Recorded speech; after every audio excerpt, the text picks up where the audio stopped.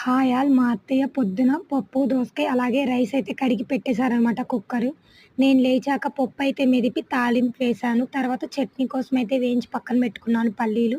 అలాగే తాలింపు కూడా వేశాననమాట. చల్లారాక మిక్సీ అయితే పట్టేసుకున్నాను. దోస పిండి అయితే బయట పెట్టి ఉప్పయితే కలిపేసి ఉంచాను. తర్వాత మా హస్బెండ్ కోసం దోసలయితే వేసిచ్చాను. అలాగే కాఫీ గూడా పెట్టిచ్చాననమాట. మా అమ్మాయి గూడా లేసి బ్రష్ చేసింది. దోస అయితే పెట్టాను. తర్వాత లంచ్ బాక్స్ అయితే ప్యాక్ చేశాను మా హస్బెండ్‌కి.